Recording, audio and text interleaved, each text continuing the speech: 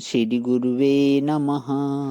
अखण्डमण्डलाकारं व्याप्तं येन चराचरं तत्पदं दर्शितं येन तस्मै श्रीगुरुवे नमः। ओम शांति शांति शांति। प्रणाम भगवान। श्री विचार सागर दर्पण स्वामी श्री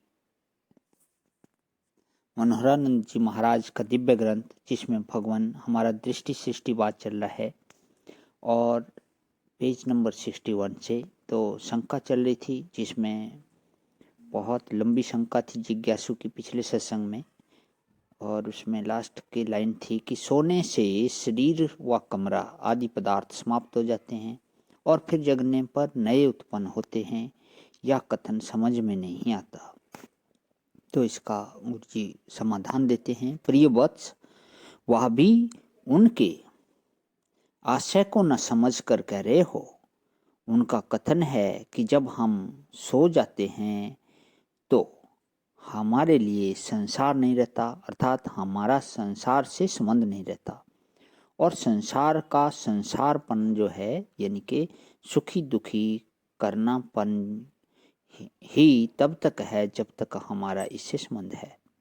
अर्थात जब यह संसार मैं मेरा व तू तेरा आदि रूप से ज्ञात है, जब यह संसार किसी प्रकार से भी ज्ञात नहीं रहता, तब इसका होना भी न होने के ही बराबर रहता है। तथा उस अज्ञात अवस्था में संसार का संसारत्व भी, अर्थात सुख दुख देनापन भी नहीं रहता।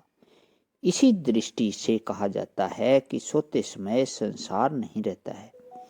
और दूसरा यह भी भाव है कि जब स्वप्न अवस्था आती है तब जागृत अवस्था समाप्त हो जाती है, और जब समाधि अवस्था आती है तब सुषुप्ति अवस्था समाप्त हो जाती है, और जब जागृत अवस्था आती है तब समाधि भी टूट जाती है। इस प्रकार इन अवस्थाओं की उत्पत्ति व नाश होते रहते हैं। और यह आशय ठीक भी है, क्योंकि ये सभी अवस्थाएं मन के परिणाम होने के नाते जीव सृष्टि रूप हैं, और जीव सृष्टि की उत्पत्ति व नाश तो होते ही रहते हैं।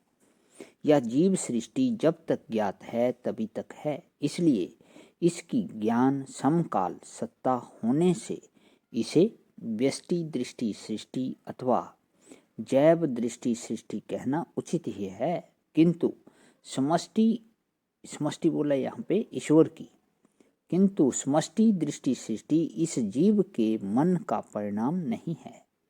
अतः जब जागृत अवस्था टूटती है, अर्थात इस ईश्वर सृष्टि से जब हमारे मन का संबंध टूटता है,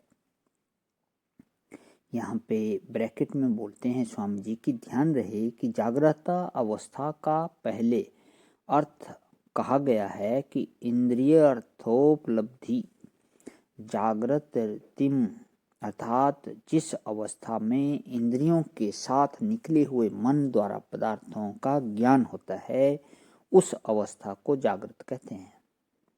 तो अब यहाँ बात आई थी कि जब हमारे मन का संबंध टूटता है तब यह ईश्वरीय ब्रह्मांड हमारे लिए अज्ञात होकर नहीं के बराबर हो जाता है।